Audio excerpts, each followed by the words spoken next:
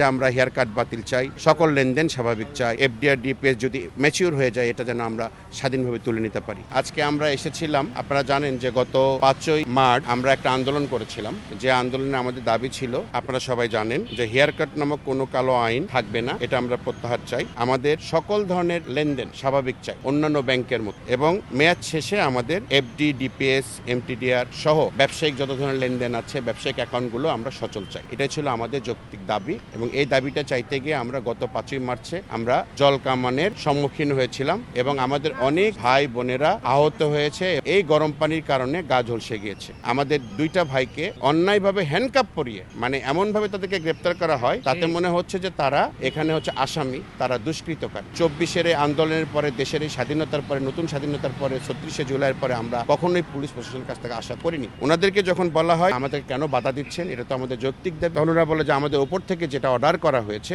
সেই অর্ডার মোতাবেকই আমরা আমাদের দায়িত্ব পালন করছি। এখানে আমরা চাকরি করি, আমরা সার্ভিস হোল্ডার, আমাদেরকে যা উপর থেকে হুকুম করা হবে সেটাই করা হবে। পরবর্তীতে ডিসি মহোদয় আমাদের সামনে আসেন, উনি বলেন যে উনি গভর্নর মহোদয়ের সাথে আমাদেরকে মিট করিয়ে দেবেন। উনি সেটাতে ব্যর্থ হন এবং গভর্নর মহোদয় আমাদের সাথে দেখা করার অসম্মতি জ্ঞাপন করেন। আজকের কর্মসূচি হচ্ছে আমরা সেটার প্রতিবাদে আমরা মাননীয় প্রধানমন্ত্রী জনাব তারেক রহমানের কাছে একটা স্মারকলিপি দিয়েছি, যেখানে আমাদের এই দাবিগুলো আছে যে আমরা হেয়ার কাট বাতিল চাই, আমরা সকল লেনদেন স্বাভাবিক চাই, এবং আমাদের সব ধরনের এফডিআর ডিপিএস যদি ম্যাচিউর হয়ে যায় এটা যেন আমরা স্বাধীনভাবে তুলে নিতে পারি। আমরা জানি যে এই টাকা আমরা একবারে পাবো না, আমরা সেটা চাওয়া আমাদের না, কিন্তু লেনদেন স্বাভাবিক হলে ব্যাংকের আস্থা ফিরে আসবে, ব্যাংকের প্রতি মানুষের ভরসা তৈরি হবে, এবং ব্যাংক তখন সচলভাবে সামনে ফরওয়ার্ড করতে পারবে। আপনারা যদি মনে করেন যে আমাদের 75 লক্ষ গ্রাহকের টাকা আটকিয়ে রেখে এই 5টা ব্যাংকে আবার আগের মতো দাঁড় করাবেন, এটা অসম্ভব, এটা অবাস্তব। আমরা প্রধানমন্ত্রী বরাবর স্মারক দিয়েছি, ওনারা জানিয়েছেন যে প্রধানমন্ত্রী যেদিন এখানে অফিস করবে, সম্ভবত উনি বুধবার বা শনিবার এখানে অফিস করেন,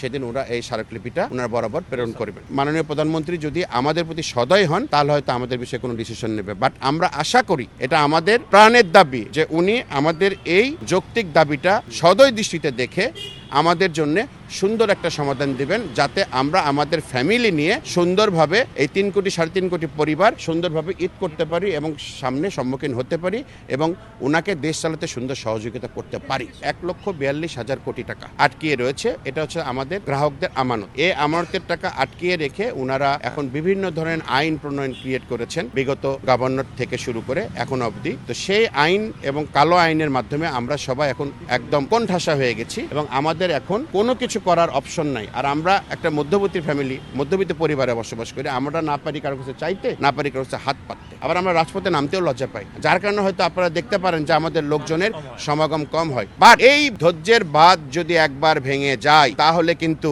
আর আপনি কখনোই কাউকে ঘরে বসে রাখতে পারবেন না। আমরা চাই মাননীয় প্রধানমন্ত্রী আপনি আমাদের এই বিষয়টা মানবিক দৃষ্টিতে দেখে জনগণের স্বার্থে এবং আমাদের যারা ভুক্তভোগী আমানতকারী আছি এবং দেশের স্বার্থে হেয়ার কাটকে বাতিল করে সকল লেনদেন স্বাভাবিক করে সামনের দিকে এই ব্যাংকগুলোকে যেন সুন্দরভাবে চলতে পারে তার একটা দৃষ্টান্ত প্রতিস্থাপন করা।